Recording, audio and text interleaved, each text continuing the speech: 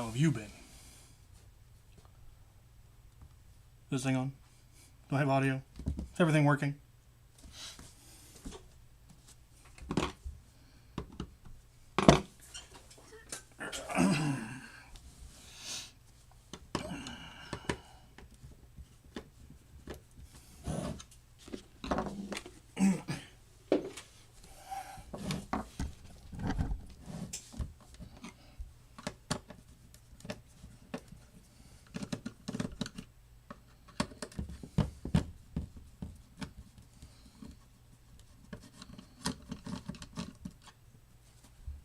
Hooray! Then I will carry on.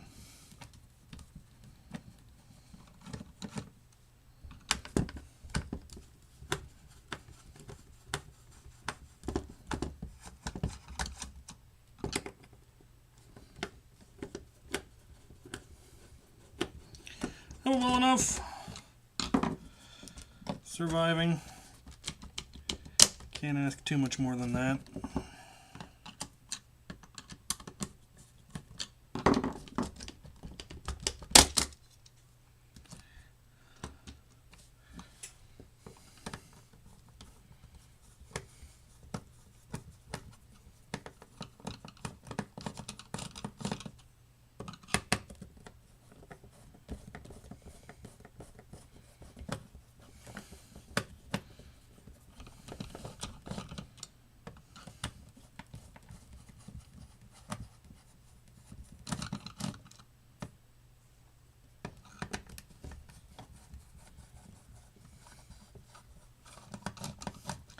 Hey, nowadays surviving's a lot.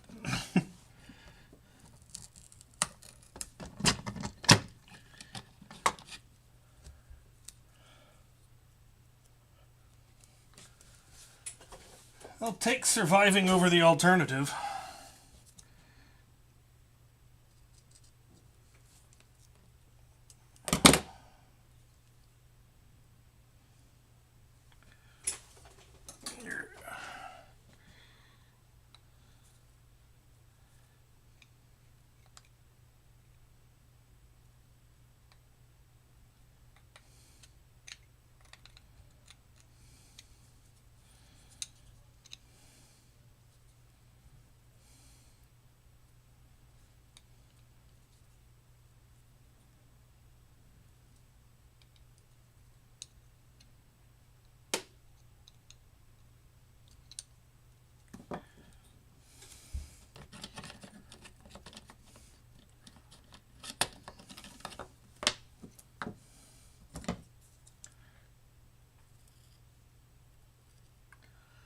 Hello.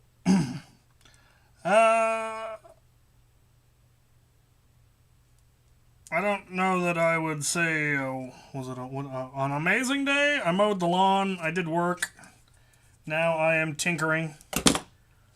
It's not a bad day. I've had worse days. Would you mind, sir?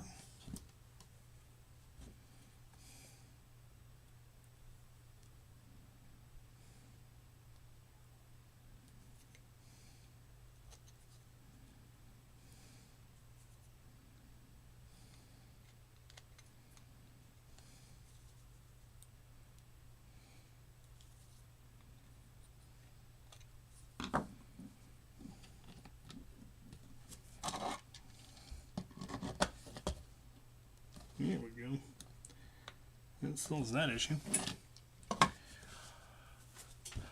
Let's see what's going on. Cool, probably for now. What upgrade? So what I am doing is I'm going to be adding this small little PWM with its adjustment dial into this out of darts Jupiter. This is my max rate of fire Jupiter. This thing fires as fast as the proton pack can feed, which is somewhere in the vicinity of 35 to 40 rounds a second. You know, I actually meant to demonstrate that before I started this operation. Let me just throw this back together real quick and show you why that's perhaps a bit much.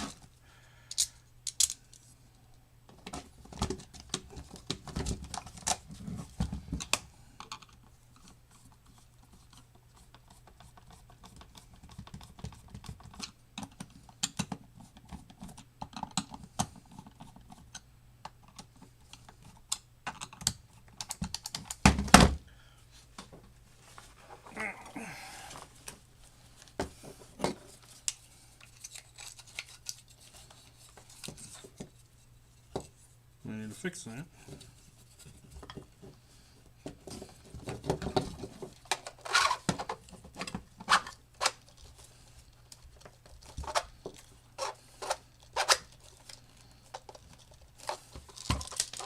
What the heck are you caught on?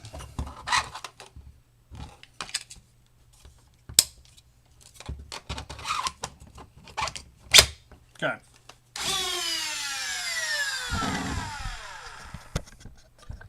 So here is the current rate of fire. Maybe if I connect the hose, it will work better.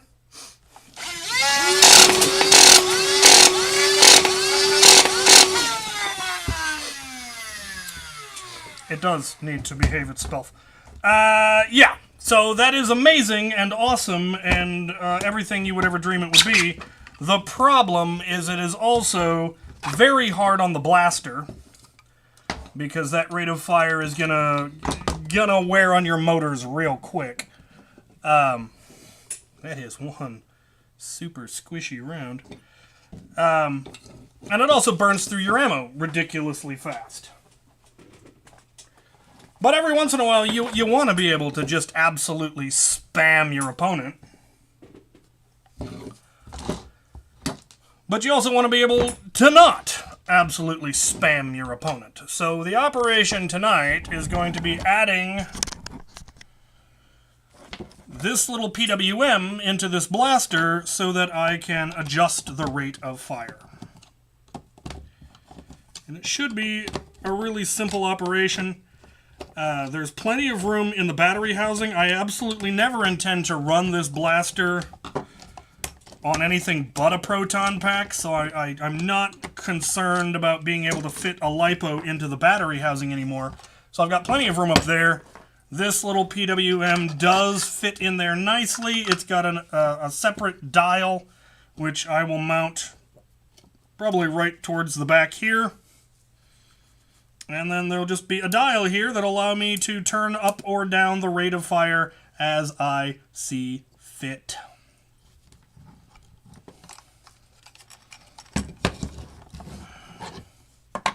And all I have to do that is splice one wire, which is conveniently already on a jack.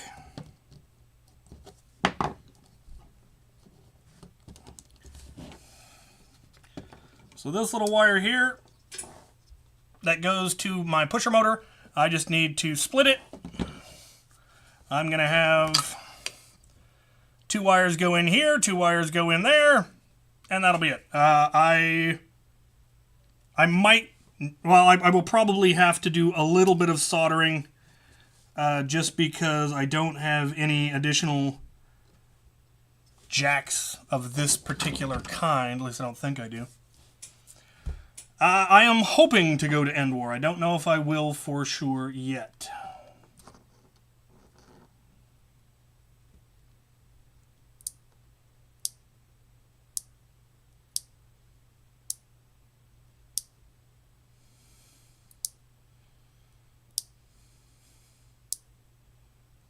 All right.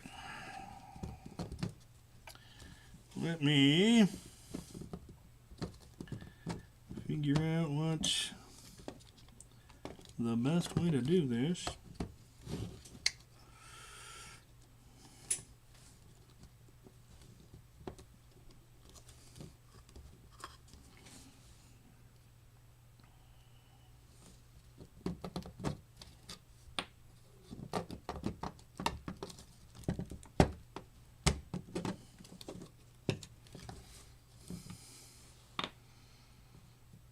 It's spliced in there.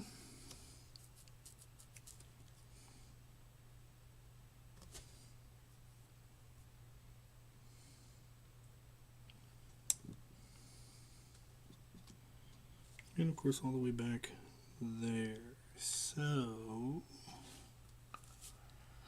yeah, let's get some really small wire in here.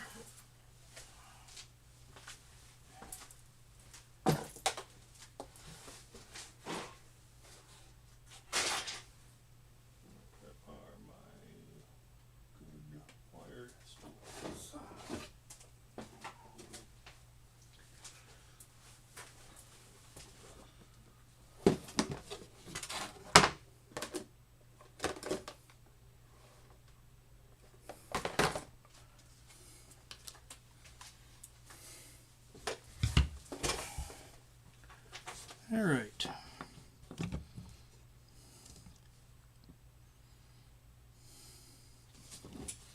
We are going to need a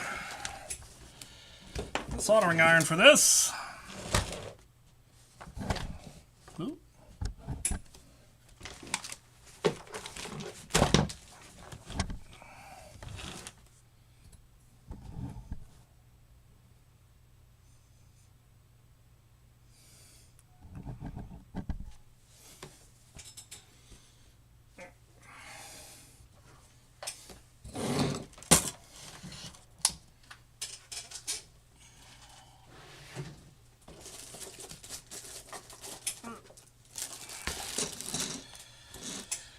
All right.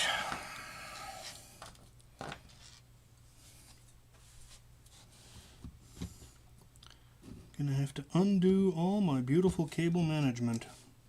What a shame.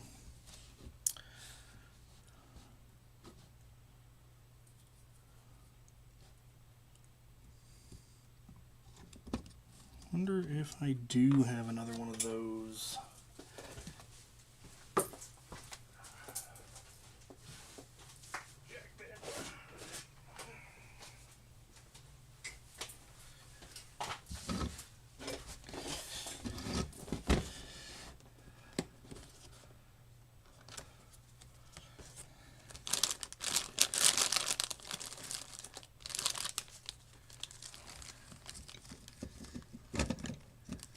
I do!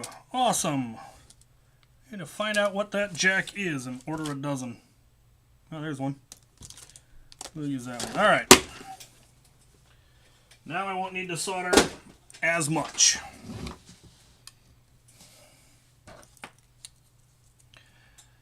Because this can just go straight.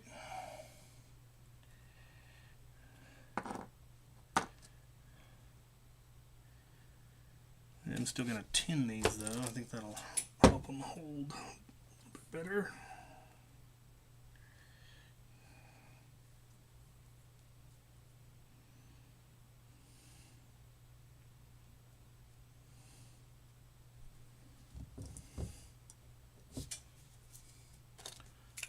Solder, flux.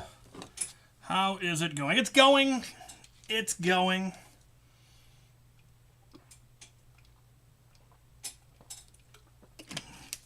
Summer's coming. It's going to get warm here real quick.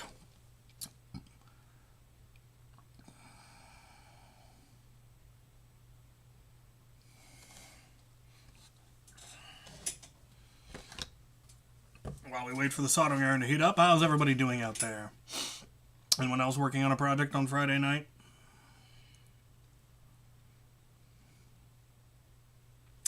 You know, there are other things I could be working on. I could be prepping.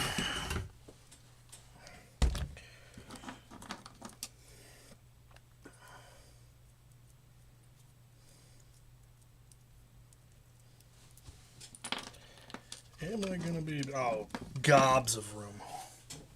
Gobs.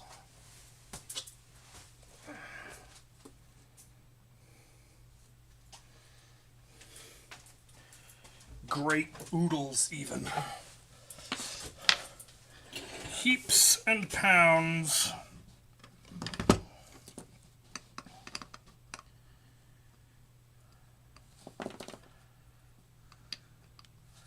Yep, we'll go right there.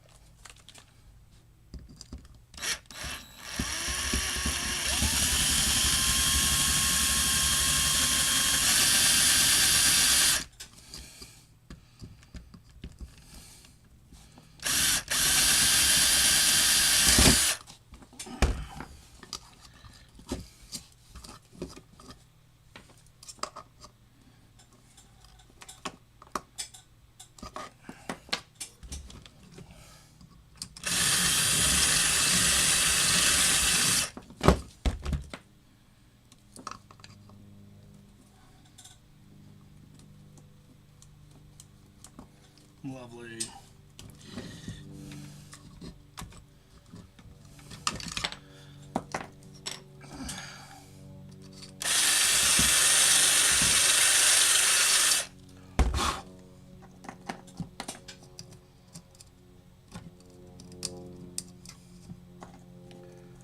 Refining your seagull.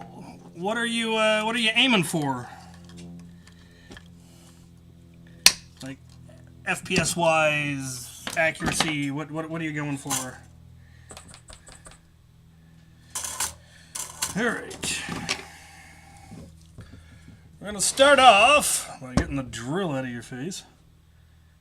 Tinning the leads on this, just so they'll be a little bit stronger. These aren't actually going to be getting soldered to anything.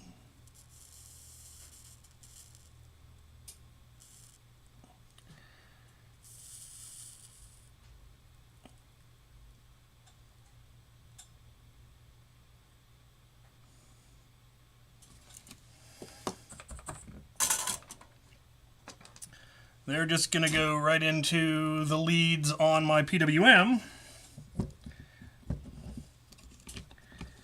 And will then plug into the motor. I need to open that up a little.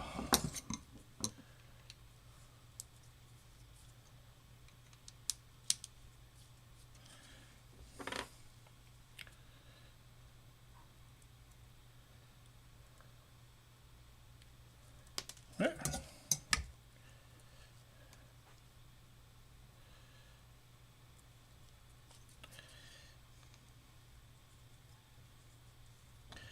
Not actually fixing anything, I am upgrading something.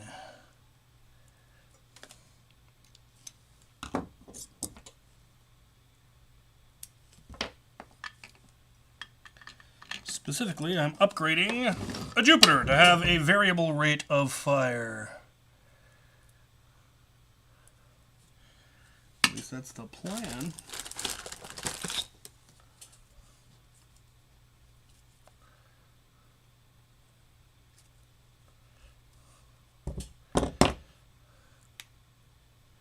There we go.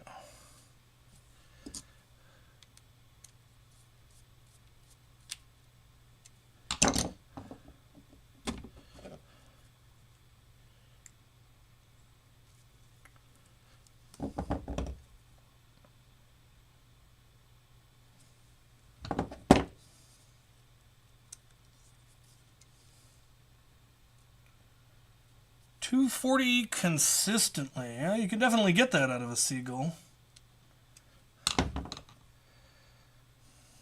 Okay. Now that'll focus. It's not going to focus. That will plug into the motor. We just need to replace the two lines that are currently going to the motor with another wire. And I don't think I actually want to use that stuff. I think that's going to be too big. We want thinner wire for this. We want real thin wire. Let's go to the bin.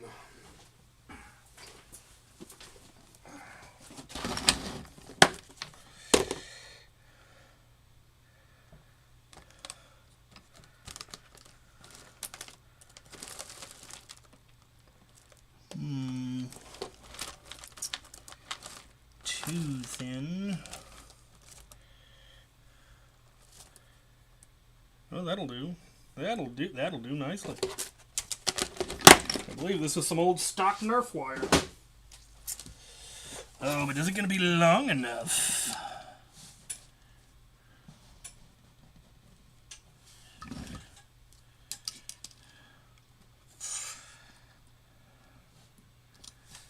Yeah. If not, I can always get creative.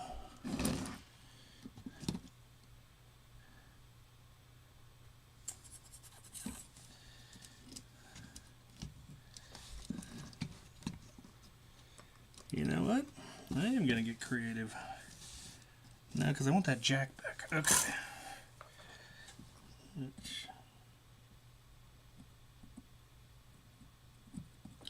Now I'm just talking to myself.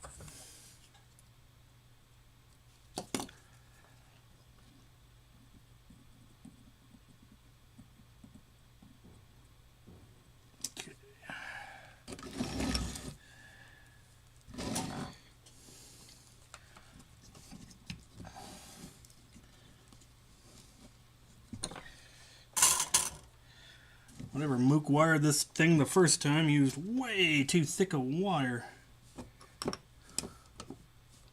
That would be me, by the way. I am that Mook. Favorite philosophy quotes. Never take criticism from someone you wouldn't turn to for advice.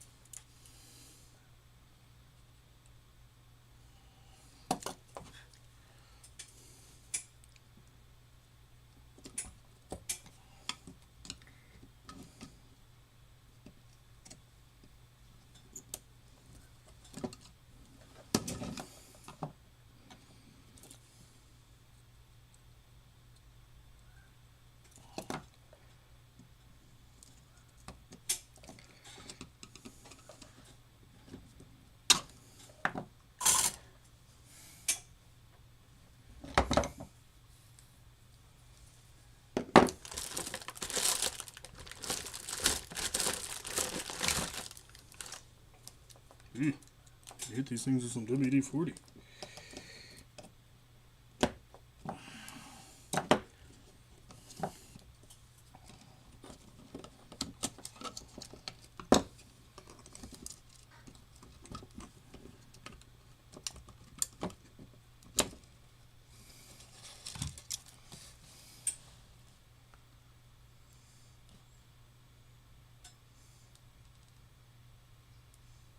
I mean, to be fair, I'm guilty of both. I have a lot of bins. But I also have very definitely caused the shortage of Titan rockets. Okay. So we were able to recover that jack. We are now going to... That will work nicely. Just solder this on right.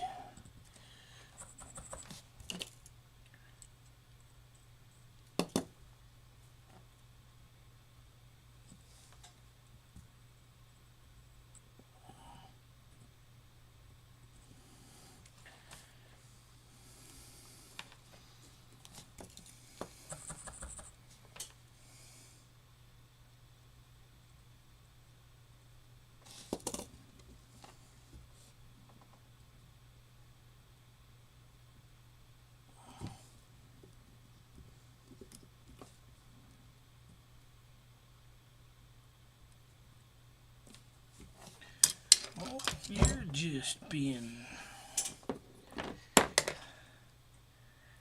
You just don't want to stick. Let's try tinning you a little better. See if that'll help you find your place in the world.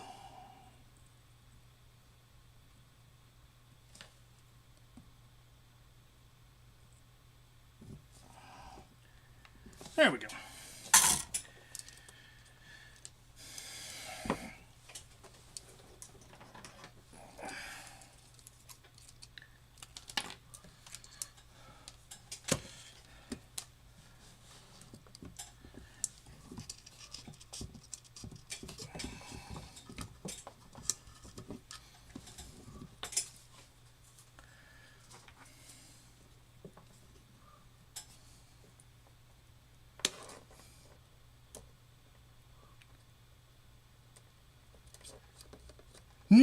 No, I don't typically flux the tip of the soldering iron.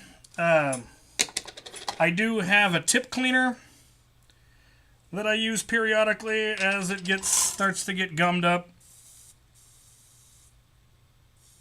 That essentially tins the tip, keeps it clean, keeps it working.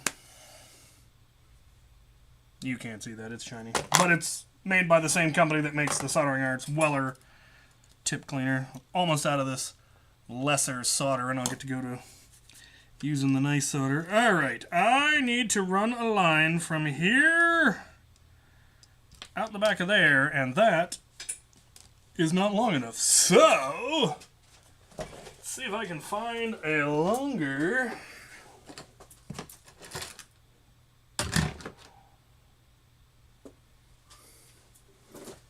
Is this any longer? It's the exact same length. So, we'll combine them.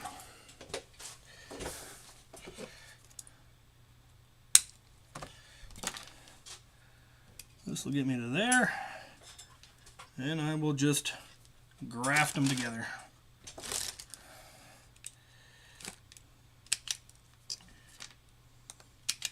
So I'm using wire strippers, strip the ends.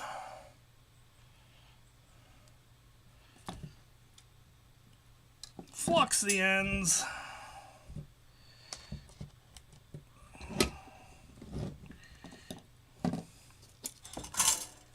Tin the ends.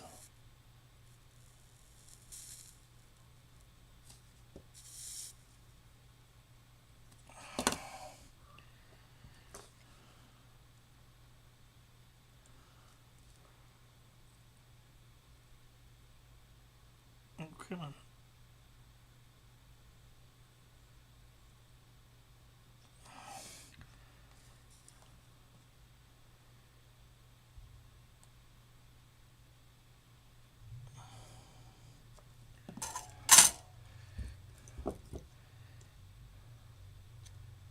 Oof, it ain't pretty, but it'll work.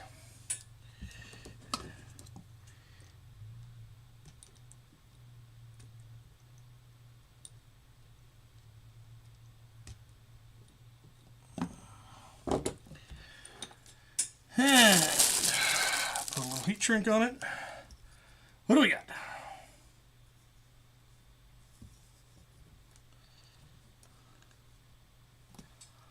Secret to soldering is to ensure the workspace is clean. Also lead-free solder.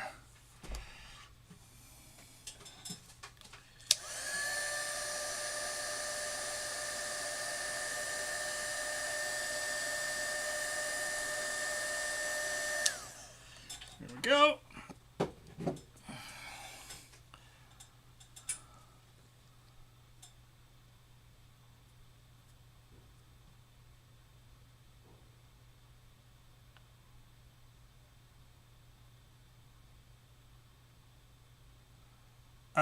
As far as the art, email address is in the video description. Send it on over to captain.xavier.nerf.com or captain.xavier.nerf@gmail.com.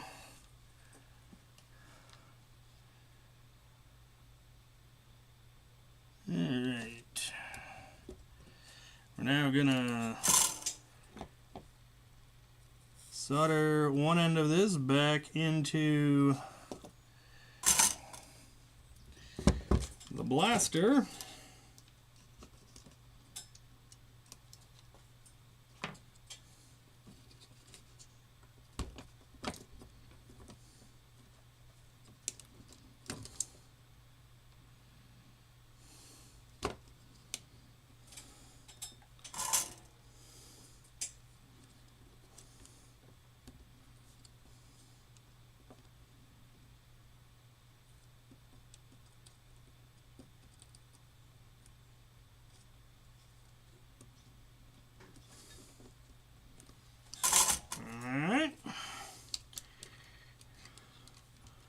Run the cable.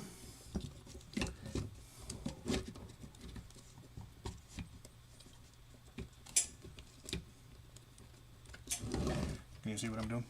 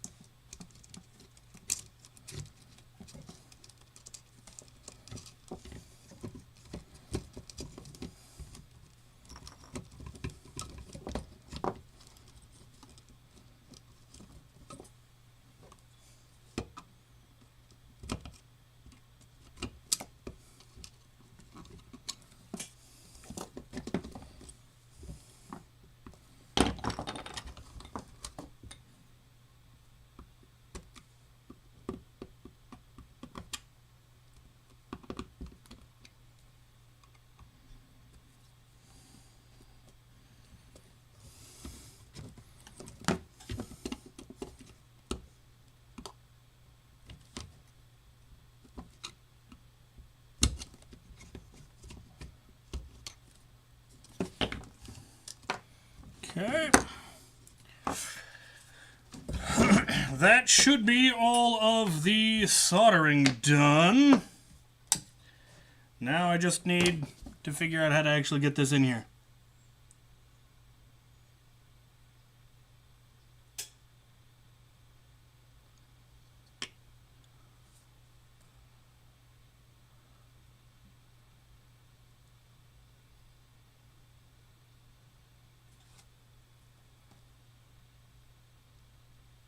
See, I've never actually used the heat shrink that has the solder in it. I don't trust it, but I do very much favor the self-adhesive stuff, the stuff that has glue inside it. That's the only stuff I'll use anymore. Alright. I may have done this backwards, but we gotta try to figure out how to get this out there. That oughta. Might just go for it. Come on.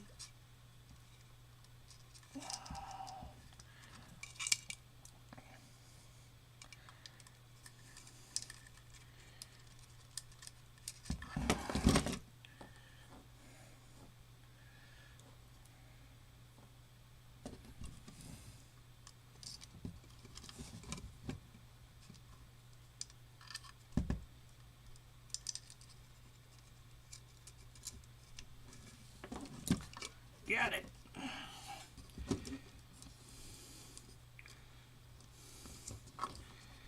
Okay. Plug you into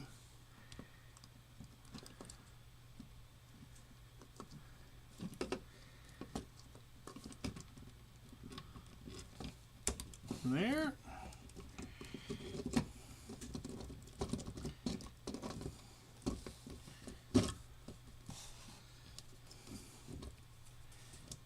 Cable management is acceptable.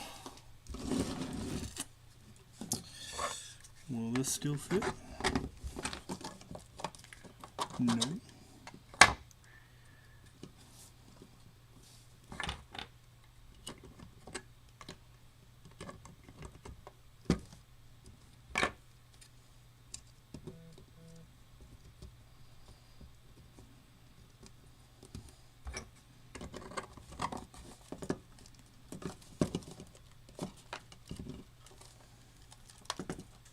Okay, I think we're good.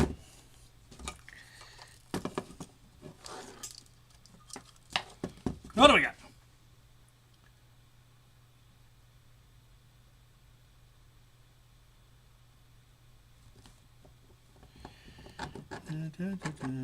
Yeah, that goes there. We need you back in. There we go. All right. Put in some shell screws.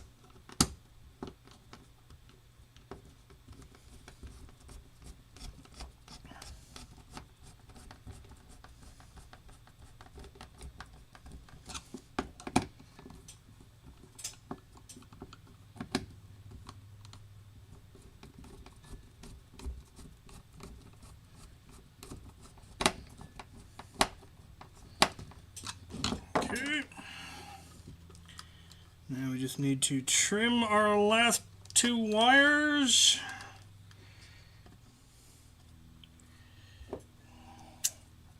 Strip them and insert them. Giggity.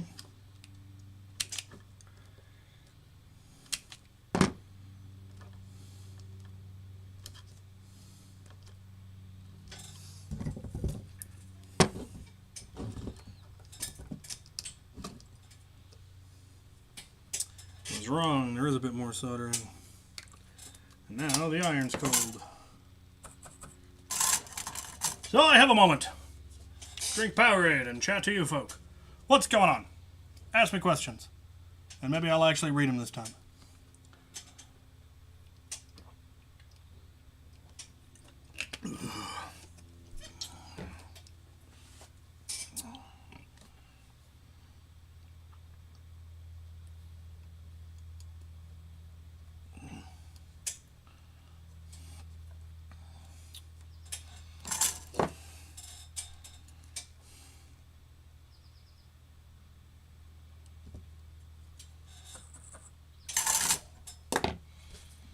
The iron's gone cold. Craziest tag. I think my favorite tag was the very first tag I got with my Caliburn. The very first war I took it to, the very first shot I took with it, I hit someone at the very opposite side of the field who also had a Caliburn. Smack dab in the middle of the chest. Beautiful shot. Never could have made it twice. That was when I decided that it had already earned its name. I should be at the Survival Fest. There's a convention at Survival Fest? I didn't think they did that.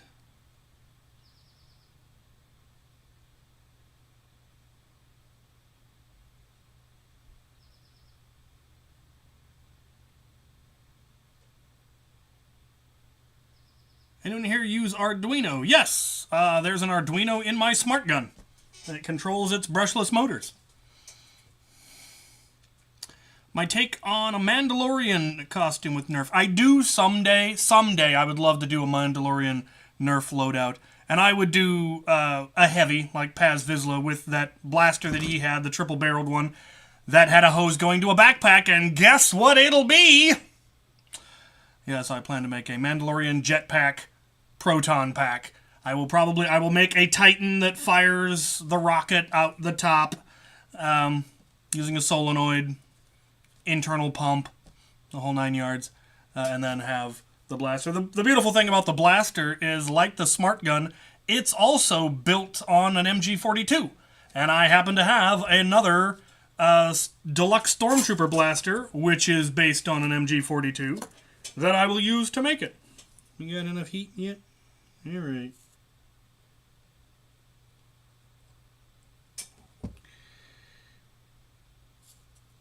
Tin the last wires. Okay.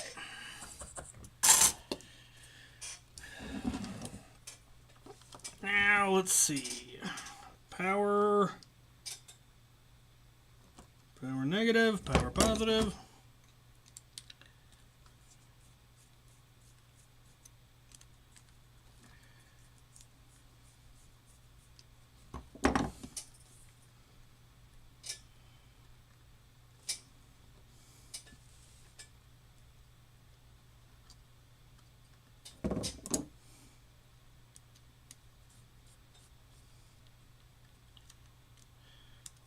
For the gauntlets, I don't know. All right.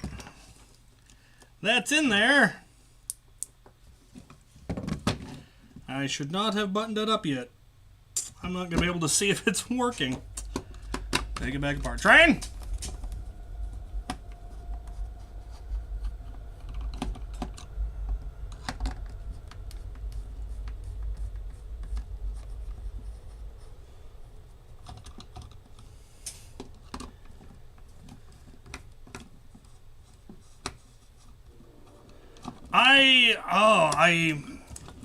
I haven't actually looked into them and determined if I'm going to go to any afterworlds. I need to reach out to Udo and see if he has any use for us as NPCs, or if we would just be going as ourselves, maybe. Alright, loud noises.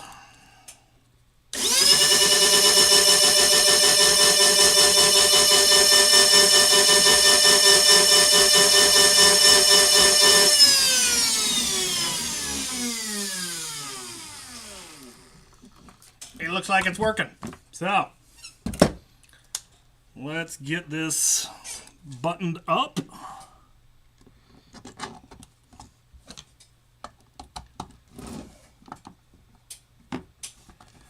Oh yeah, I would definitely have to make a dark saber just for lulz and for melee.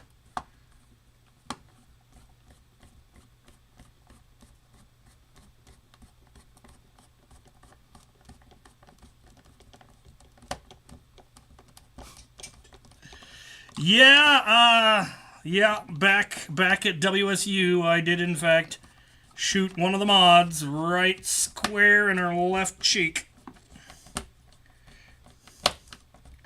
Apparently that wasn't the part she found indignant, it was the wink.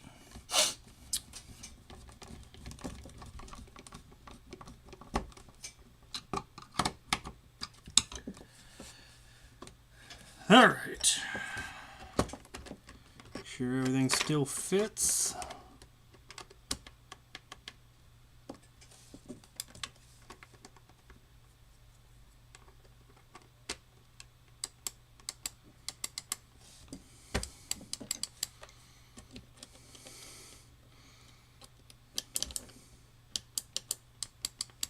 Okay.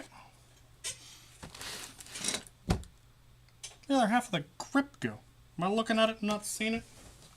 It'd fall down. There it is.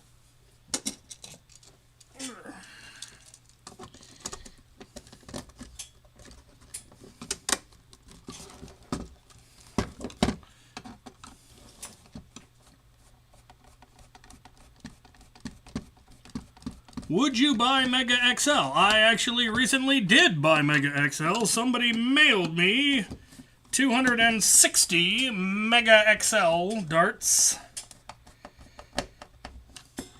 because they were available at their local store. Though I recently discovered apparently they may be available at Big Lots. And we do have Big Lots around here. We don't have Ollie's around here, which is where most people are getting their Mega XL. But if Big Lots is stocking Mega XL, I knew I should have checked the last time I was in Seattle. I genuinely considered it, and then I think I forgot.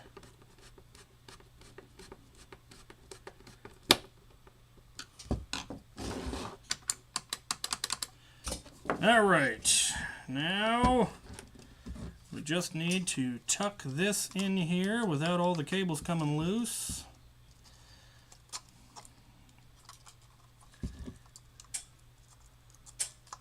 Put this over. Oh, I don't like anything about that. Can I do anything about that at this point?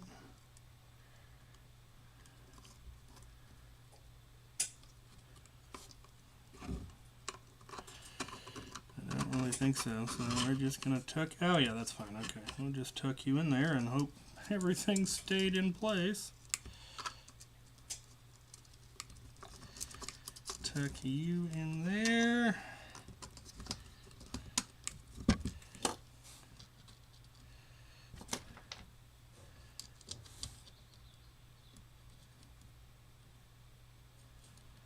A heads-up display on the rangefinder would be pretty awesome. Alright, pliers.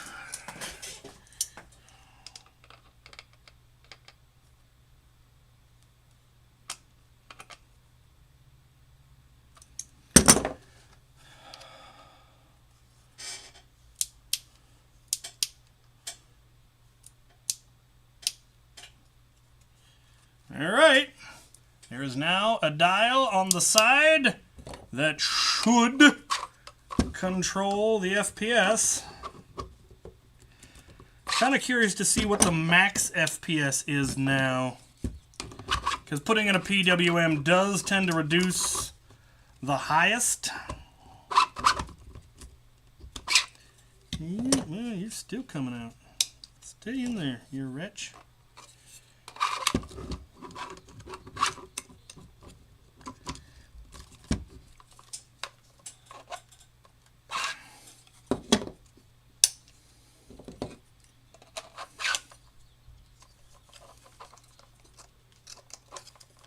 There we go.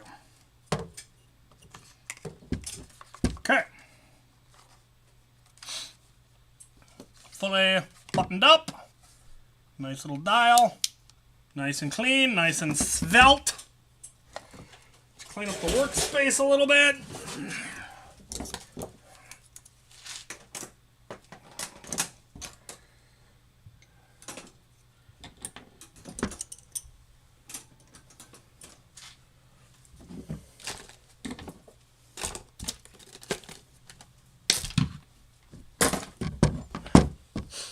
I forgot the muzzle.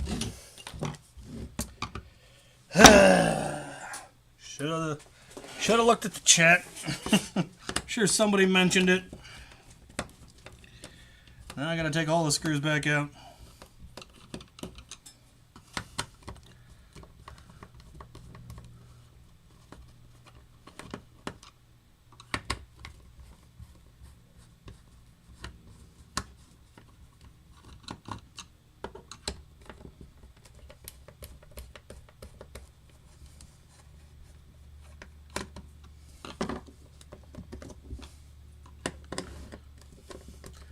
I know you did. You mentioned it the first time, then I took it back apart, and forgot it the second time.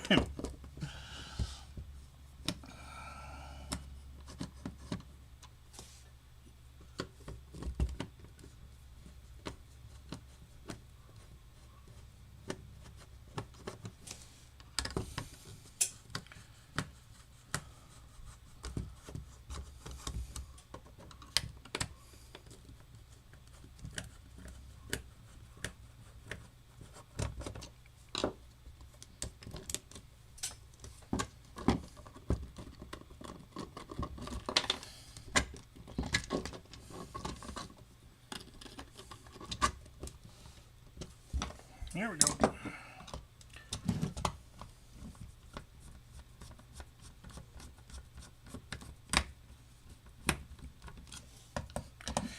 At least once more, as always.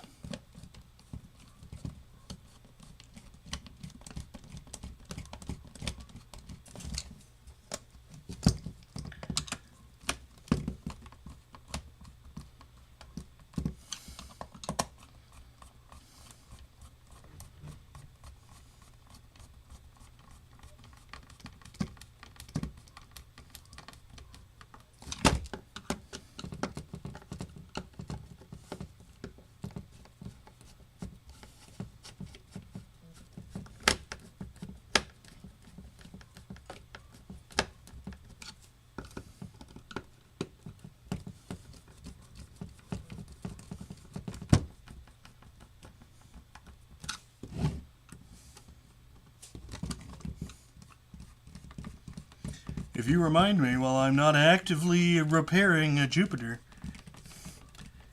it will not end well for you. But if I am in the process of repairing a Jupiter, by all means, remind me to put the muzzle back in.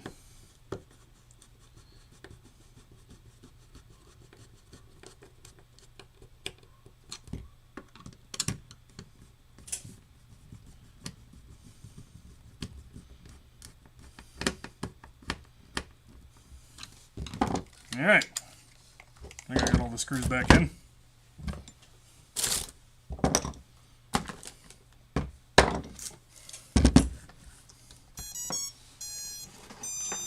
Alright. Actually, remember to connect the hose this time.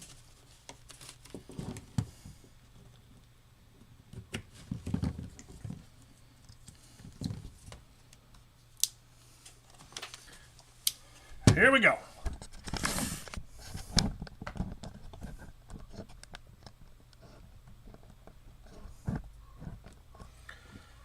Starting with max rate of fire. Max rate of fire is still ridiculous. Let's dial it down to about half.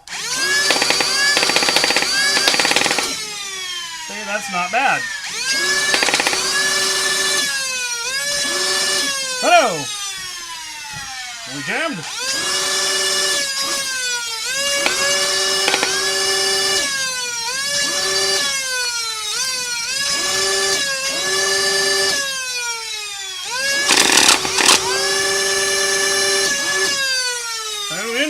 Interesting. Are we having issues at low rates of fire?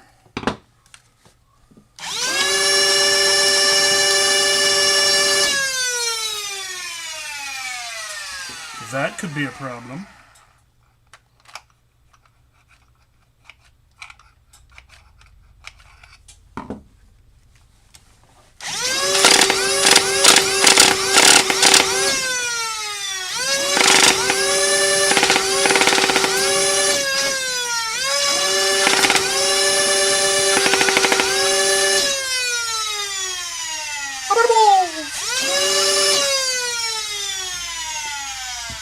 This is the problem with high rate of fire blasters.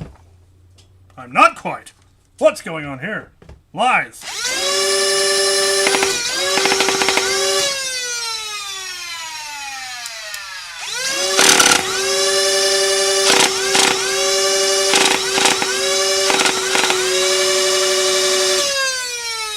Now I'm out.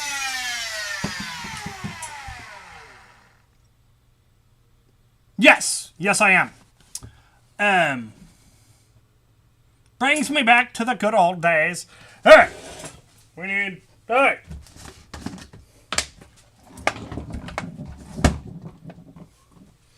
We're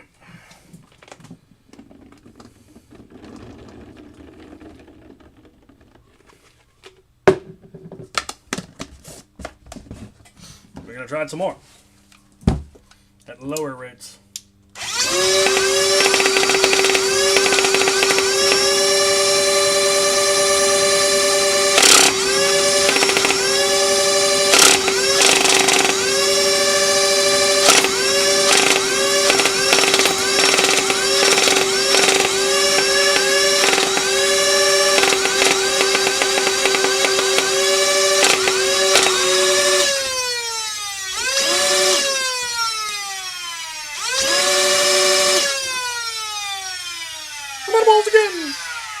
A neat added feature, now when you rev the blaster and fire, it lights up to let you know it's firing.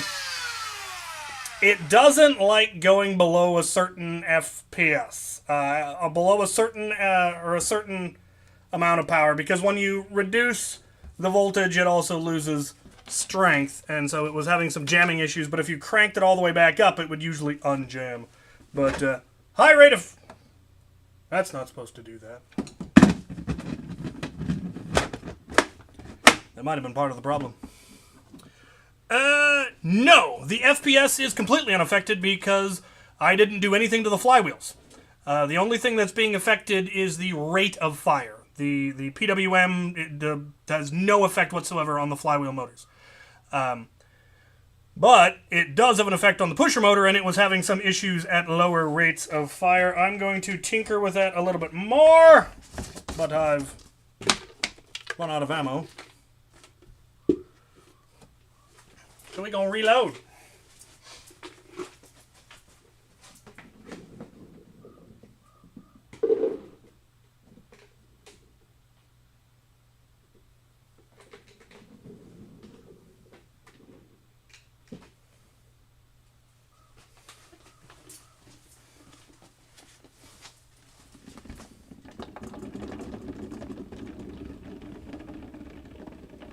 Oh, some grass in there. Hopefully it doesn't jam it too bad. We're gonna find out.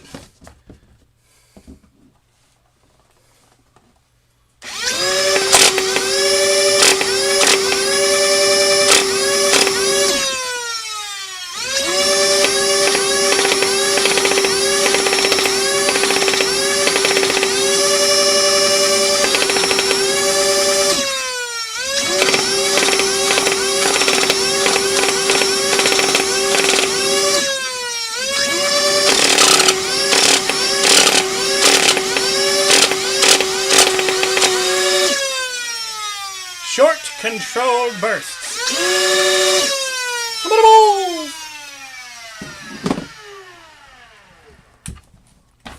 Alright. I've been wanting to get that done since I bought the thing, like years ago. And now I'm done. Um...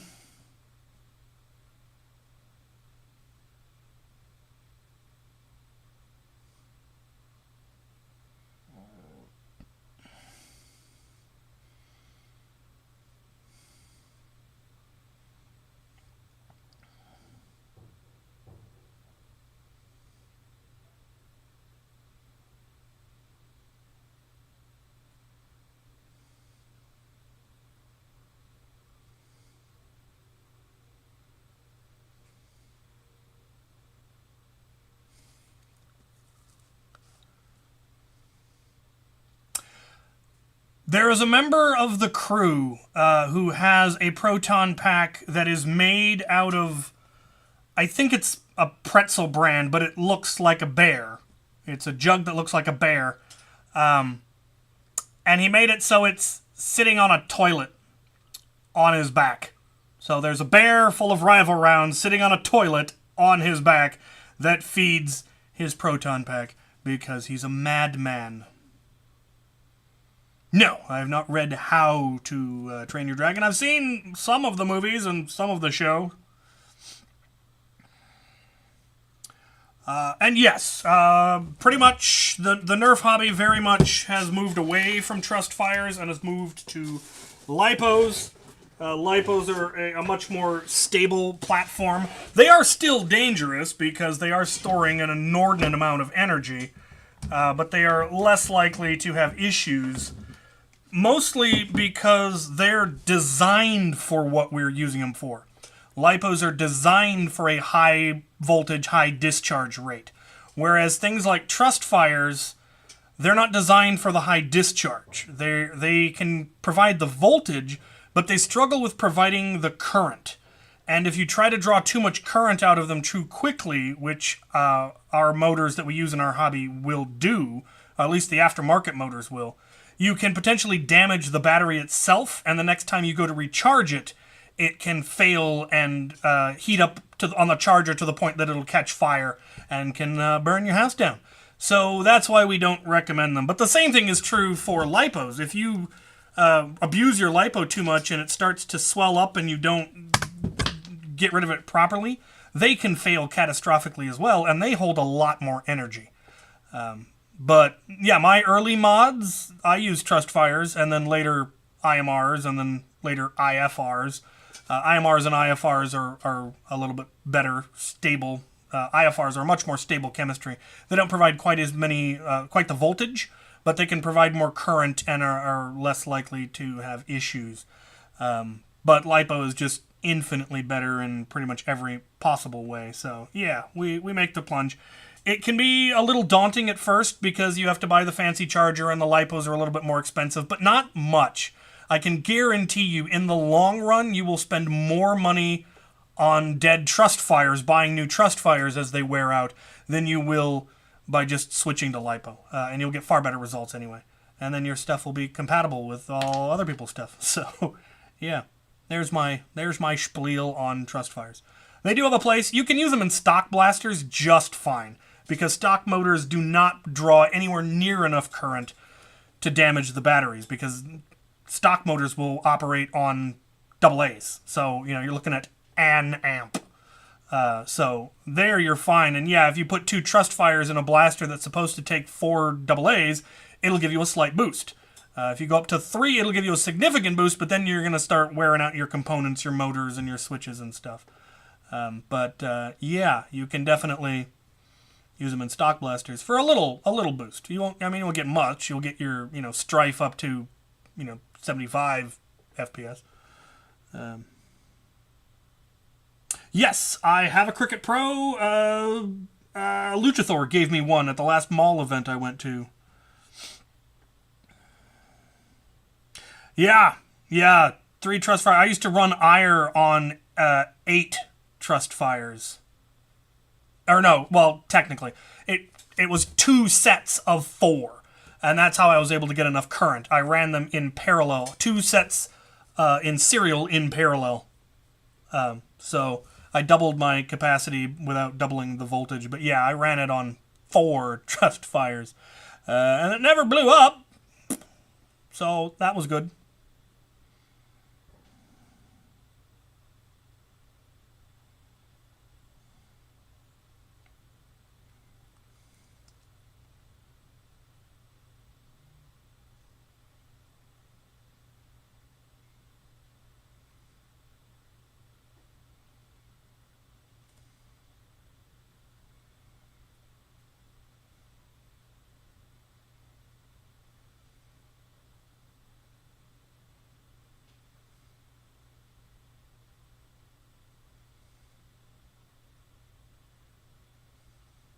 Yes, I keep my lipos in ammo cans. My lipo charging station is. It's also on a metal plate on top of an old bazooka rack. So it should be as safe as possible. Yes, the Demolisher is just a big Strife with a rocket launcher.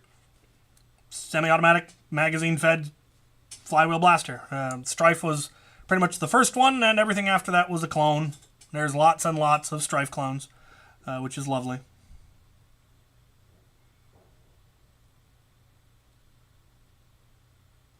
The most unreliable blaster?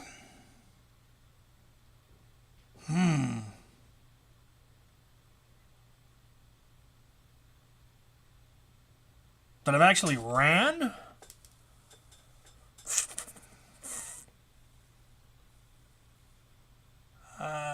Maybe a Rampage had issues back in the day. Trying to think. Generally, if a blaster's unreliable, I don't run it, so...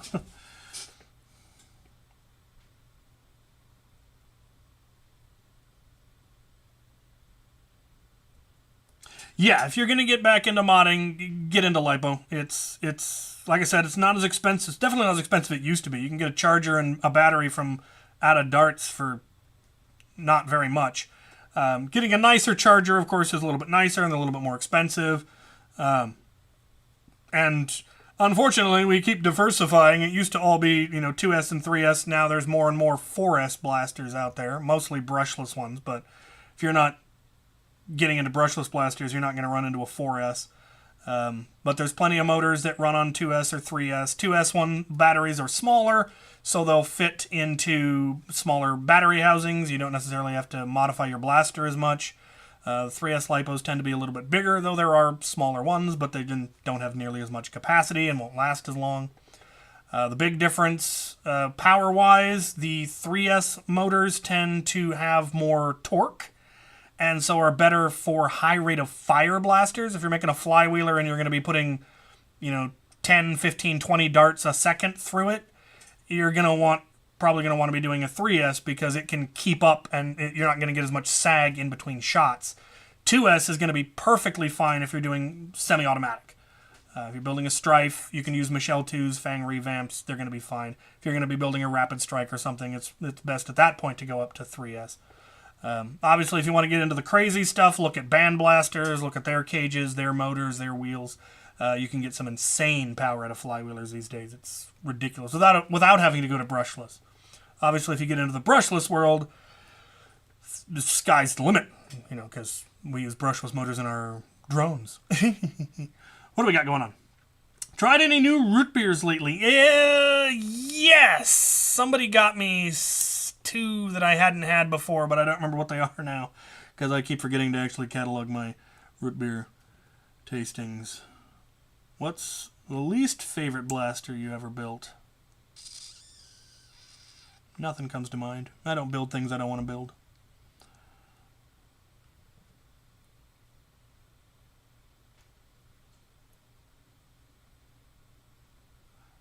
So I've heard Warden is unreliable. The early ones especially tend to break.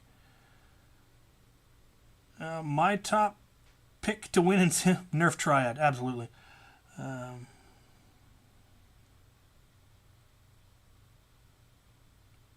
Oh yeah, the double dealer, was that the Doomlands dual mag one? That one, yeah, that one jammed a lot, I heard.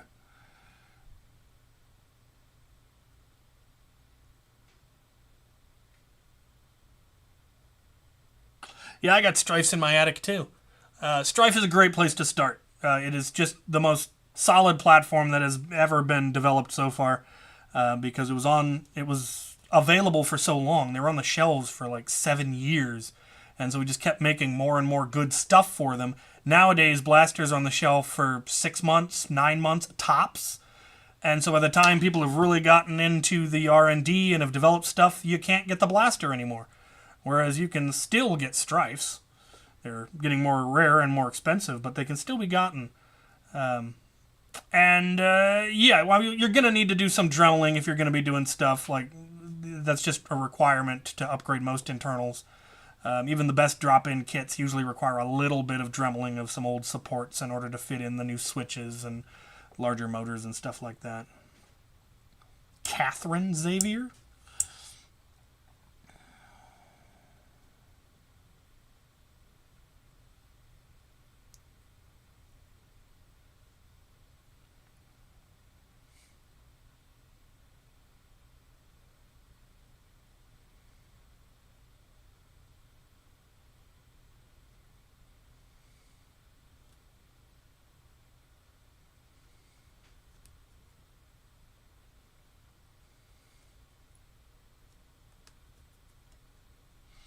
Yeah, I have a storage area above my workbench here that I added to my shop, and that's where I've got a box of in-box strifes when they went on clearance on Amazon for like $7 a piece or something ridiculous. I ordered a case.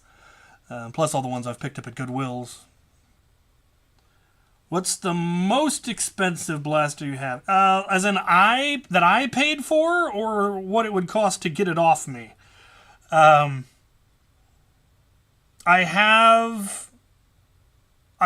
got two FTL3s that were rather expensive. I've got two Pew Pews that were rather expensive. I do have an SBF. That one wasn't cheap. I do have a Momentum. None of those were cheap. Those are all, $3, $4, $5, $600 depending. I 3D print fairly often. Pretty much anytime I do a project, there's going to be some 3D printing involved.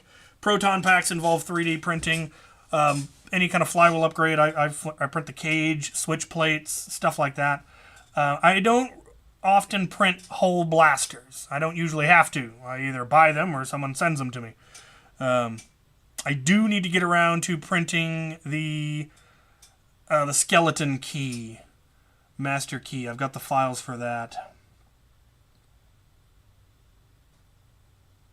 Have I ever done a video on my dart catcher? I think I did early on. You can look at it. It's just 2x2s and 2x1s and some netting material, fencing material, netting material. Chronograph is just mounted on there. Fairly straightforward. Filters down into a bin on the bottom that's starting to really get full of rival because I've been testing so many proton pack things. What's my most disappointing build? I don't build disappointing things. I've had some stuff that just didn't work.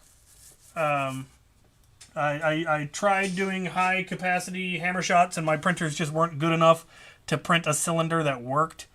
So those kind of fell apart.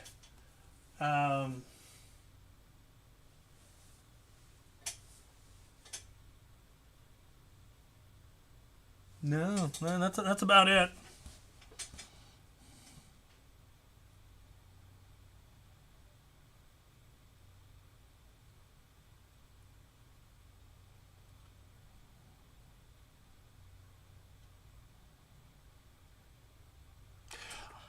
How have I avoided burnout? Mostly by only doing things I actually want to do. I have the extreme advantage that this is not my full-time job. You know what? We can switch to this. This is not my full-time job. I make very little money on YouTube anymore, and that's because I didn't keep up with what you had to do to make money, which is sponsored ads these days. That's the only way to make money off YouTube, unless you're getting millions of views, and even then people still do the sponsored ads. Raid Shadow Legends and all of that jazz. I don't enjoy doing that. I don't want to do that. I don't like those being in my videos. I don't want to do those kind of things. And since it's not my full-time job, I don't have to. If this was what I did for a living, I would have had to have done that. It's the only way I could have survived. But I don't. I have an adult-type job that I still have, luckily, and hopefully will continue to have going forward. And that's what pays the bills, pays the mortgage, pays, all of that. YouTube just kind of mildly pays for itself. I make enough that I can buy parts and I can buy the occasional blaster, and if I save up, I can get a big blaster. And right now I'm saving up for travel because there's 4 big events I want to go to, and travel has gotten very expensive. And so that's why I'm making blasters to sell. I'm planning to... I've modded a bunch of blasters that will be going to... that are designed to work with proton packs. Waiting for Out of Darts to finally re-release the proton pack. And then I will have a bunch of blasters that I can sell and hopefully raise some money for travel. Yeah, Captain Savior, sponsored by NordVPN. I haven't been contacted by the big ones. Raid Shadow Legends hasn't reached out to me. NordVPN doesn't. I get a lot of really scammy ones. I get a lot of, mobile phone ones. You're like, no. I used to do any review that anybody sent me, and now I try to keep it confined to at least vaguely Nerf-related or tactical stuff, things that I could see being useful in the hobby. Just because that's what I prefer to do. And that allows me to, to not burn out. I'm not having to do things that I don't want to do. But I have had some issues. I have stopped doing certain series because I just wasn't enjoying doing them. And weather gets bad and I don't want to go out, and it makes shooting on the range unpleasant, and things are nice right now, so I'm back in the shop and finally got good internet so I can do the streaming stuff, and I do love the streaming. It's fun. Yeah.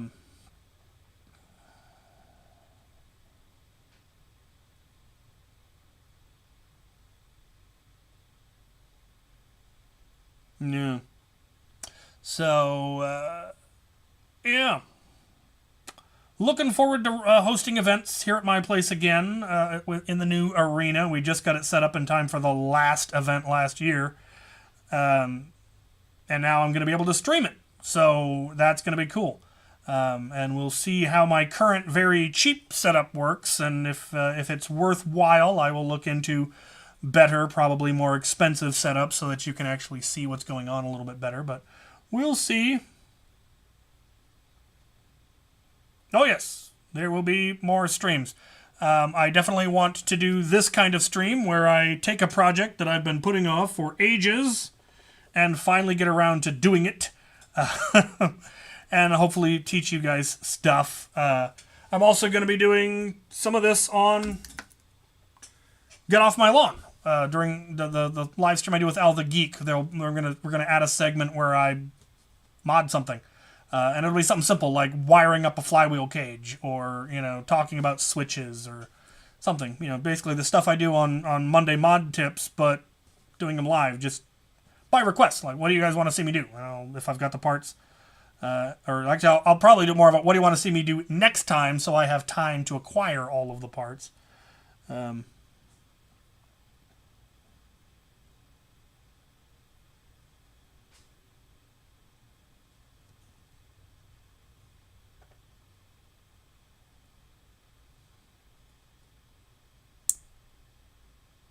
Interesting. So, yeah. That's done. It may be time for me to go acquire food. Actually, it could smell like both. I eat a lot of bacon. It's probably not good for me. But I eat a lot of it. It also smells really nice. So... but merch is something I've always been... keep saying I need to do more of, and then never getting around to actually doing more of it. I want to get patches again. I want to get stickers. I have a pin making machine now. T-shirts again. Stuff like that, because merch makes money and merch is fun. And little things like stickers and pins and patches I can take with me when I travel and sell and be able to buy food.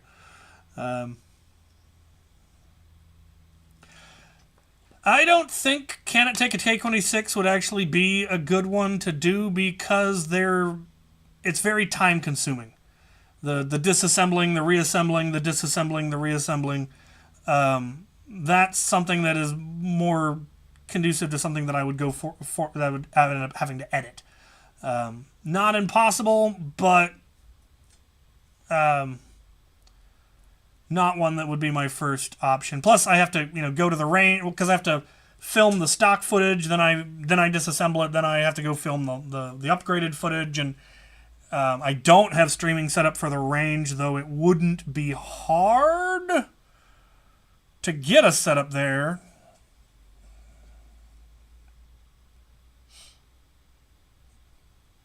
But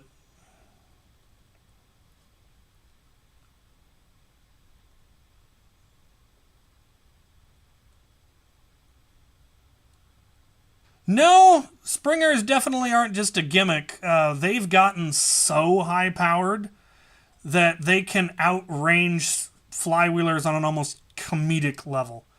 And they're far more accurate. I've got blasters that can easily accurately hit at 100 feet.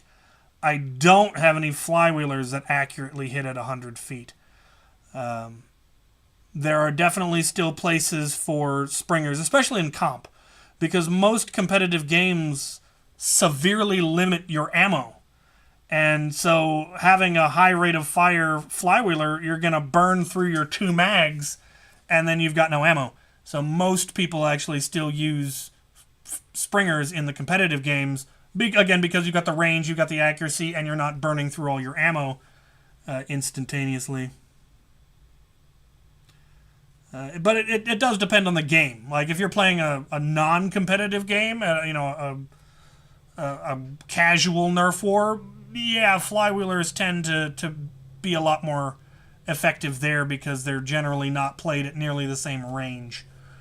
And there's usually a lower FPS, and so at a lower FPS, the springers and the flywheelers tend to be a little different.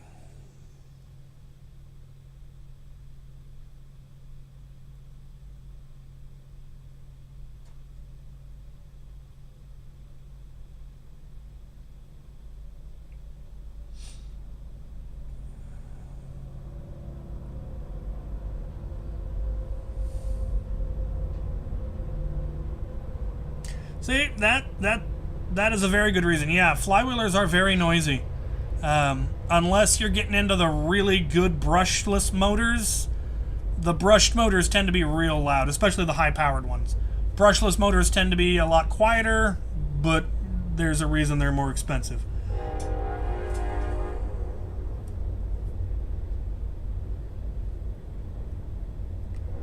A charger clip?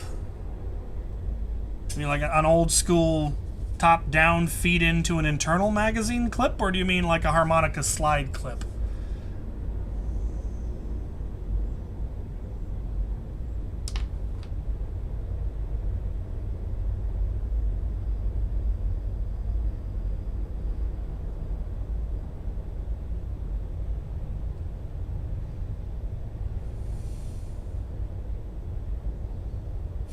Yeah, train. Yeah, the Nerf, the community blasters, yeah, there's something new I cannot keep up. I do not try to keep up. And part of the reason that I don't make a whole lot of effort to keep up is I absolutely don't need a new HVZ loadout. I've been running the same HVZ loadout since 2019, and they've yet to come out with anything better than my current loadout. And so I haven't looked into anything, and I don't think they even could, quite frankly, because there isn't anything in the loadout that needs improvement. There just isn't, and I don't do a lot of competitive play, and I don't do any super high FPS stuff. So I'm not looking at the 250, 300, 350 FPS blasters because I don't play any games at that level. And I typically run the events around here rather than participating in them. And so again, I don't get into it. If I run, I usually run something silly because I want to try it. If I went to the mall events and I brought proton packs because I never get to use my proton packs, and that was a great place to take them.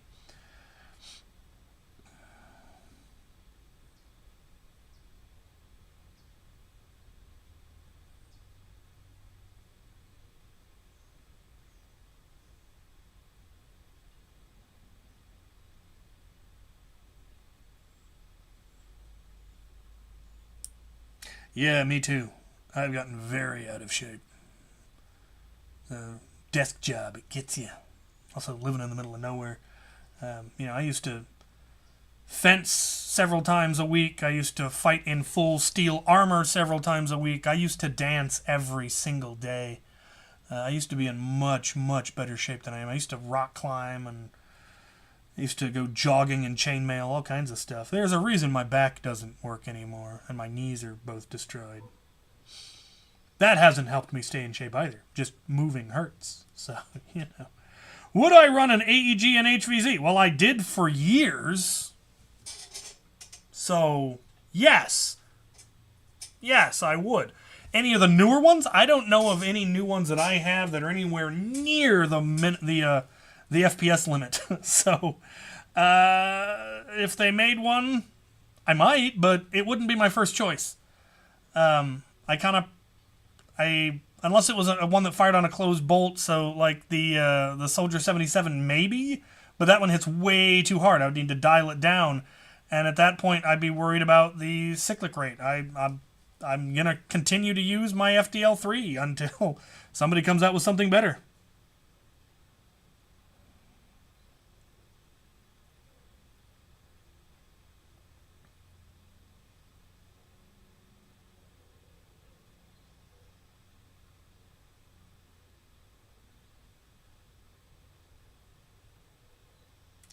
Drugs are a hell of a thing, man.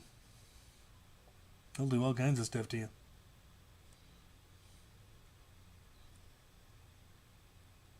Alright, what time is it? I'll go till 7. We'll go a little more.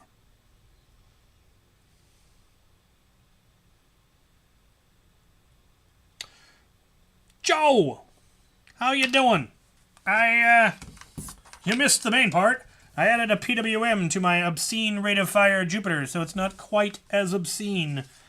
Lower rates it has problems, but should help conserve ammo a little bit.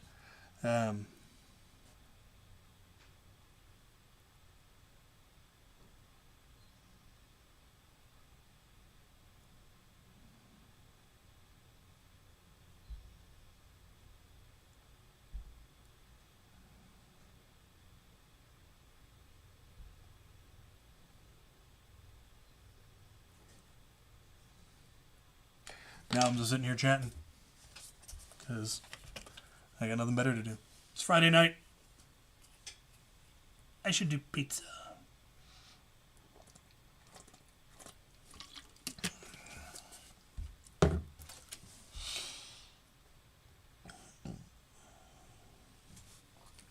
What's going on?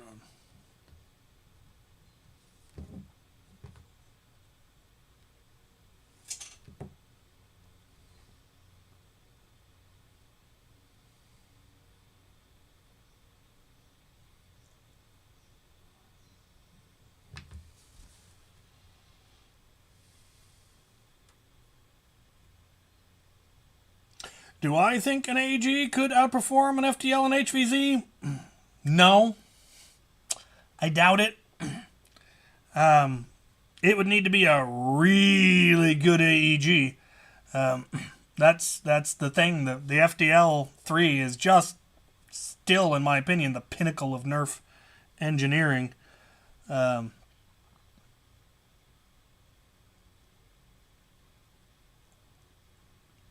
It does have the advantage of being, well, it's quieter until you pull the trigger.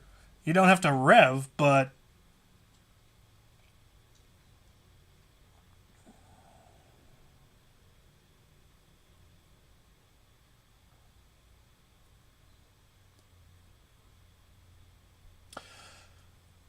yes, darts are still very, very viable, but we have primarily gone to half darts.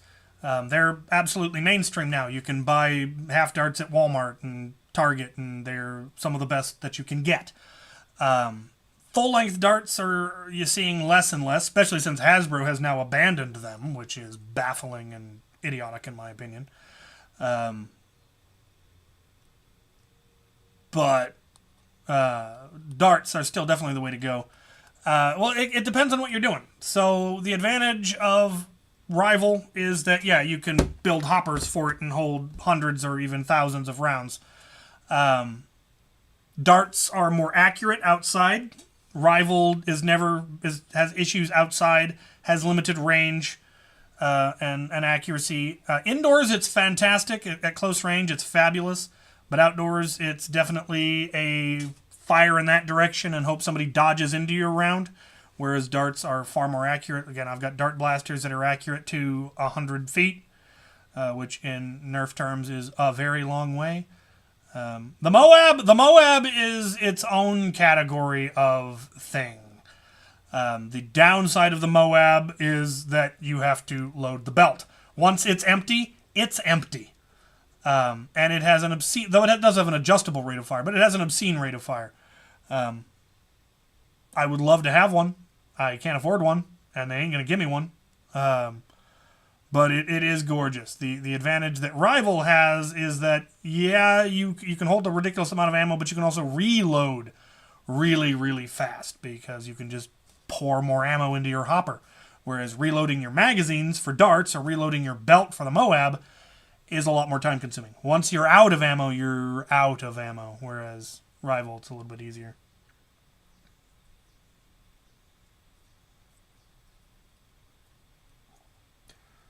No, there is a P90 dart blaster. There's several P90 style dart blasters out there. They even feed like a P90. You've been out of the hobby too long, man. We got all the cool toys now. We do need to see Vortex come back. Vortex was cool. That was the one, I mean, Hasbro has done some really cool alternative ammo types. Mega was cool. Mega XL is cool. Demolisher rockets are cool. Vortex was cool. Rival was a cool new ammo type. But then they tried making proprietary stuff that, like, Hyper. Hyper did nothing that Rival didn't do, and it did it much worse. Ultra, same thing. It did nothing that regular darts didn't do, and it did it worse. The new N1 darts don't do anything new, and they're not backwards compatible. So you can't use them with your old toys. You can't use them with the competitors' toys. It's just dumb. That too, yes, Rival can take a lot of abuse. You can step on Rival. If Rival gets wet, it will swell, but if you wring the water out, it goes back to normal.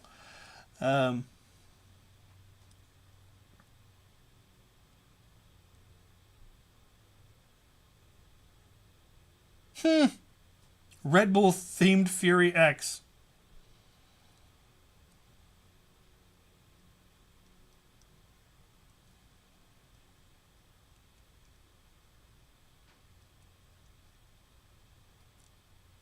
Yeah, see, if you got really good with Vortex, you could angle it to shoot around cover, and everywhere I have ever played, and if I have any say to it about it, it will always be the case, ricochets with Vortex count. So if you bounce it off a wall and it hits somebody, that counts. Anything else that ricochets doesn't count, but Vortex should always count, because it just should. I would love to see somebody dial Vortex up to a level that it really becomes viable. I'd love to see somebody make a brushless Vortex blaster that actually is really, really good. Bring back Streamlines.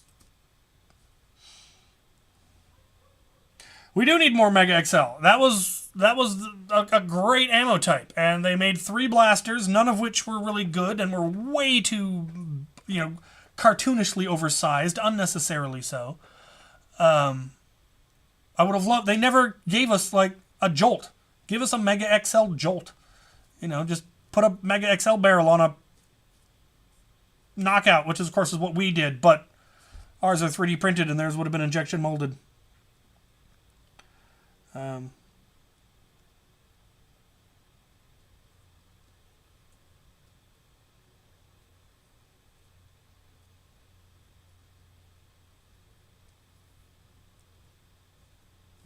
Very true. Yeah, X-Shot is the easiest way to get into the high-performance blaster because it's so darn cheap.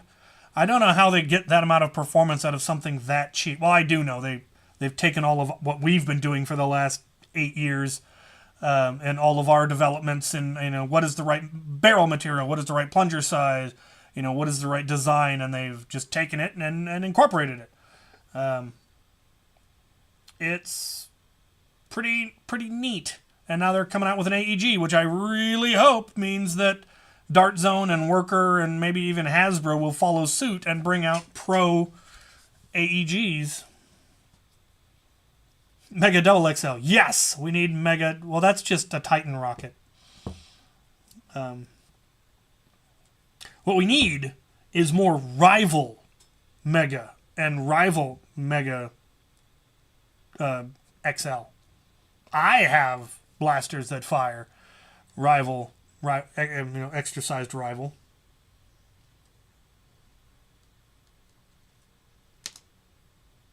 I think the Cricket has a sight post that's probably going to make that not work. Unless you took the sight post off. Oh, yeah, no. It's got rail. I don't think Mega XL is going to fit on that, and it's definitely not going to get a seal.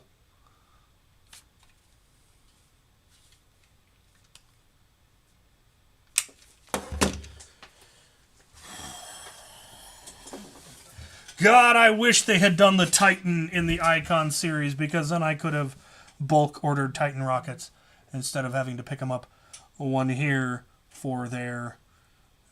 I have a ridiculous number.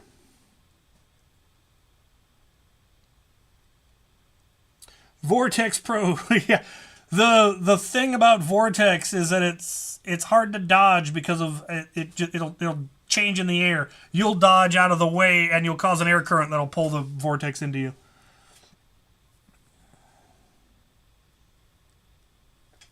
Yeah, Luchathor tried making the same thing that he did for the Solo, and he just couldn't get it to work as well. The YOLO is one of my favorite things that anyone in the hobby has ever developed. I love where Luchathor has taken his everything. The fact that he now works for Out of Darts and gets to develop stuff and is making Out of Darts better, it's just cool. Helldiver 2 autocannon. Yeah. The other one that I got to see recently that was absolutely ridiculous was the guy who developed the Greg is developing a brushless, belt-fed, fully automatic Mega XL blaster. Basically, the Marines' full auto grenade launcher. It looks like that. It's amazing.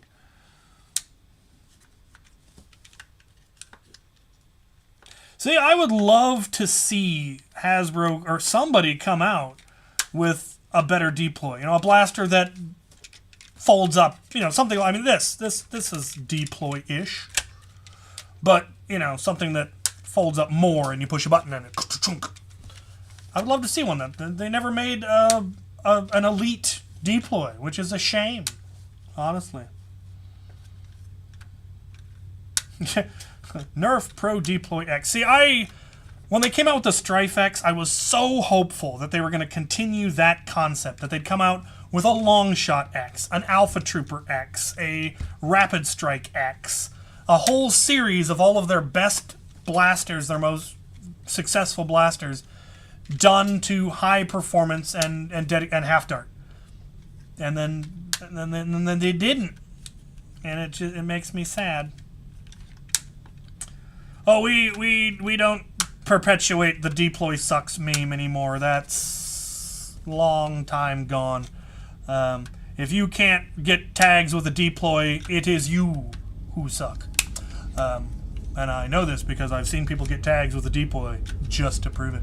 I also saw somebody shove an XPZ into a deploy and made it a genuinely viable blaster. I would love to do that.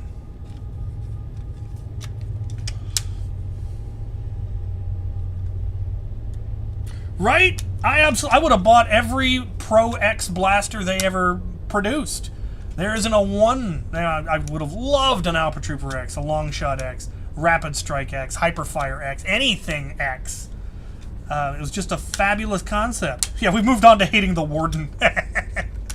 Well, that one got factory recalled because it was such garbage. Stampede X. See, that's where I'm hoping that the X-Shot AEG will essentially lead to a Stampede Pro, you know, because Hasbro has dipped their toe into the Pro area. They did the first AEGs for dart flinging. A Jolt X. A Vulcan X. Oh, wouldn't that be great? A half-dart belt-fed... I would love that. The Blastable X. Let's do it. I would rock a Blastable X. Or a Blastomatic. Nerf Wii Tennis Racket X.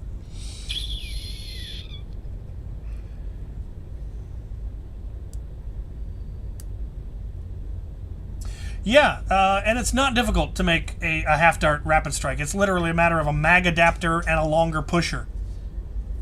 That's really all you need to make it work. I'm pretty sure it has enough throw. It's just a matter of extending it so that it'll push the dart into the flywheels. And then a forward-aligned magwell adapter. Simple.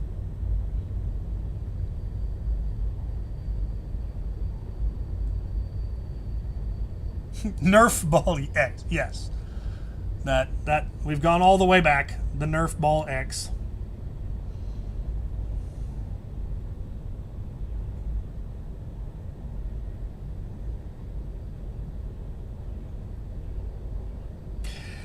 Yeah, you'd think the crossbow would have come back in the Icons line because, you know, it was such a neat platform. It fired darts and rockets and mega darts. Like, I think it fired all three. Yeah. They could have made it fire, you know, Demolisher rockets and regular darts, or made it fire Mega XL, because anything that can fire Nerf arrows can fire Mega XL. This is true. Well, Kenner owned the original crossbow. I don't know if when Hasbro bought the rights to Nerf, if they got the rights to the older stuff. I mean, they remade the Sharpshooter, and that was way pre-Hasbro. And Hasbro owns Kenner now.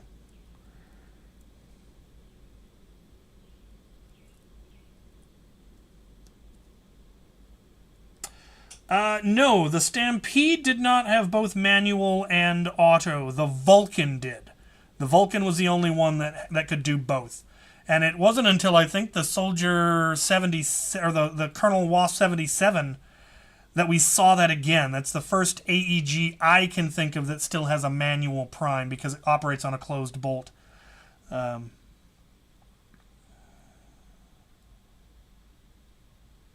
No, not the Zombie Strike one. The old Kenner, the 95 Kenner crossbow.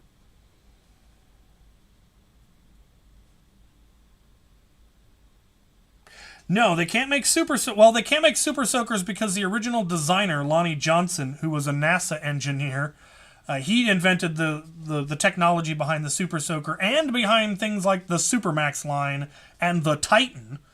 Any of the compressed air blasters, he developed that technology, and Hasbro was not paying him his royalties, and he sued them. And that's why we stopped seeing any air pressure blasters for a while. But they finally settled, and they started making air-powered blasters again. We saw that in the Blitzfire, and one of the modulus attachments was compressed air again. And I am just desperately hoping that they are developing compressed air, you know, Demolisher rocket blasters, because we have been cursed with hamps for years. Since the Demolisher, it's all been hamps, and that is entirely because they were being sued by Lonnie Johnson, who owned the patent to the compressed air stuff. But now that that's settled, maybe we'll see it again, because we need something like the XBZ that we can then take the tanks out of, because I'm sick of tearing apart my XBZs.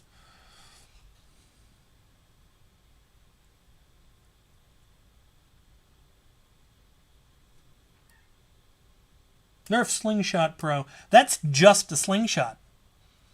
I have one. It's very nice. It shoots Rival great.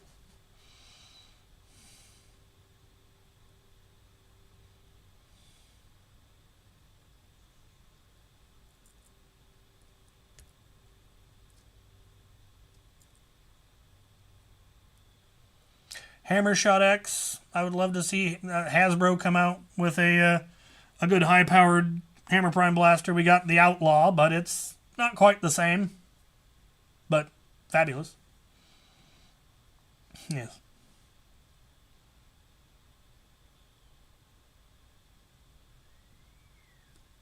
Yeah, see, the Centurion was the tragic result of unreasonable expectations.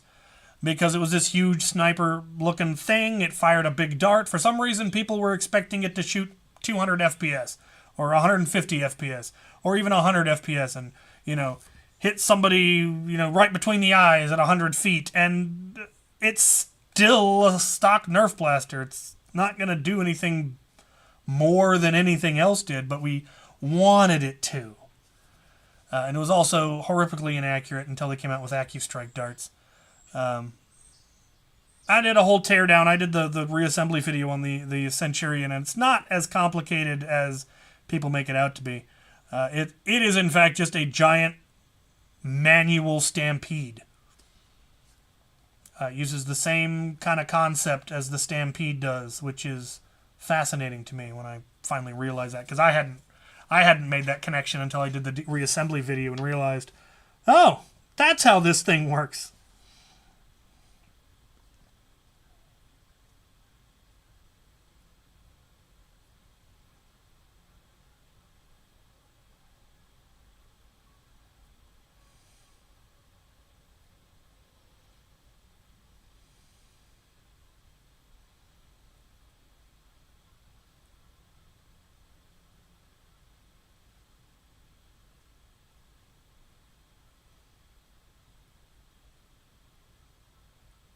What? Without what about what electronics?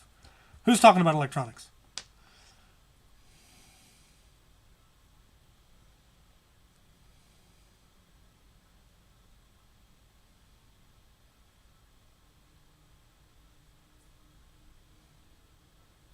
You got 2 minutes if you want to get any questions in. I'm leaving at 7 o'clock Pacific Standard Time to go eat pizza and play video games.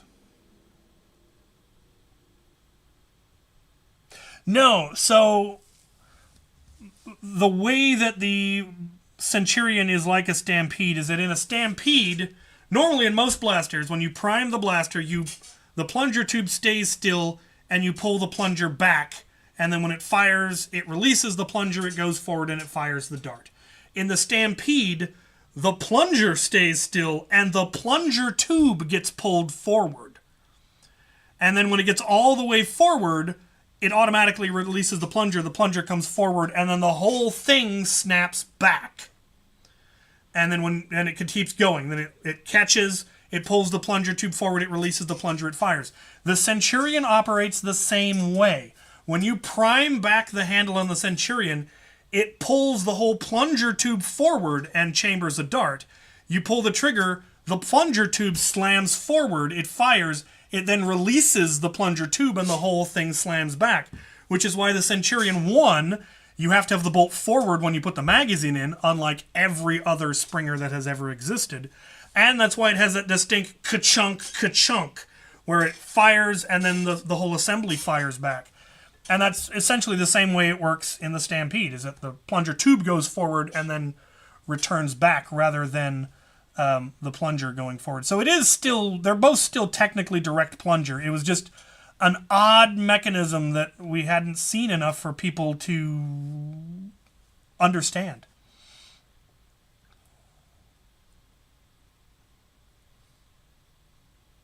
Blowgun X.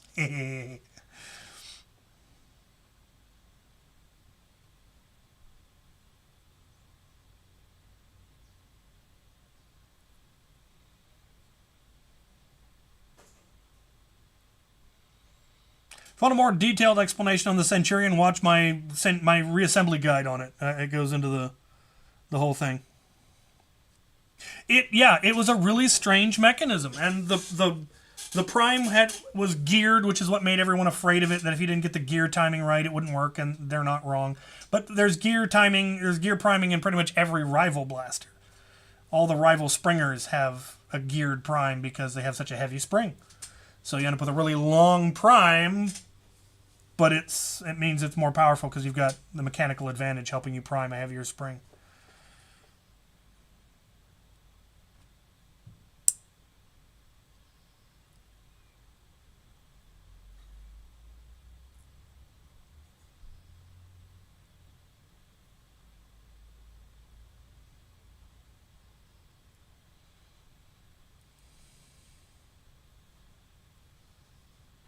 Nerf's a fun hobby. And the thing that I like about it is that you can dabble and have fun, or you can go full crazy and have fun, and you'll get out of it what you put into it. And, you know, it's huge variety. It's everything from a casual, you know, family-friendly event in a public park to the competitive stuff we're seeing now where there's, you know, leagues and teams and tournaments and serious prizes. There's HVZ, which is what I love the most. There's people use it for LARP. I go to some LARPs that are, you know, full immersion. The blasters have to be painted, unlike everywhere else. We're like, don't paint your blasters black. At Afterworlds, you're required to have them look realistic because otherwise it ruins the immersion. People use it for World War II reenactment in Europe and things like that. It's a huge variety of stuff that our hobby is used for, and you can do it all. You can do just one part of it. I would just remember that the part that you're doing might not be the only part. And just because somebody's doing it differently than you think it should be done doesn't necessarily mean they're doing it wrong, because, like I said, Afterworlds, you have to paint a blaster. At HVZ, you're not allowed to. Who's right? Who's wrong? It's just two different worlds, two different hobbies. Problem is it all mixes on the internet. And then people who only hyper-focus on their little section see all of this different stuff, and it scares them because people are afraid of strange things. And in some cases, it is a serious problem. You know, if people were painting their Nerf blasters and taking them to the park, that could cause a serious problem that could endanger the hobby. Because if too many major incidents happen at too many parks, we might start seeing city ordinances against Nerf. We might see college ordinances against Nerf, and we lose our HVZ, and we lose our free venues for our Nerf wars in our parks. And, you know, so there are things that we have to keep in mind and make sure that you're not crossing things in bad ways, and just make sure you're try and use some semblance of common sense.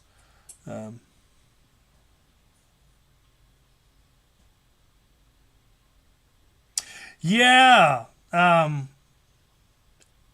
Trying to do geared primes in 3D printed blasters is tough. Trying to make them strong enough, having the shell be strong enough. There's advantage to injection molded stuff. Yes, I wish the moose and the mammoth had geared primes, especially the mammoth. That thing, at the very least, needs a stirrup. Because it's like K25 nested in a K14 or something ridiculous.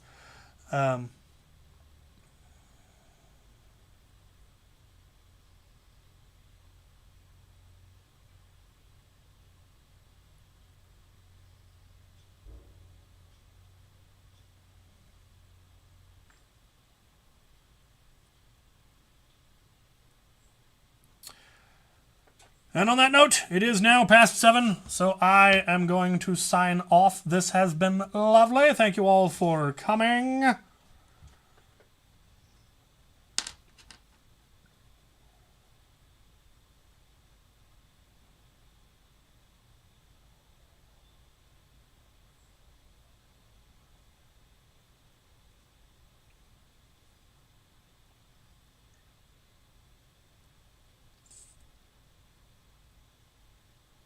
And I will see you all the next time I plan to do this.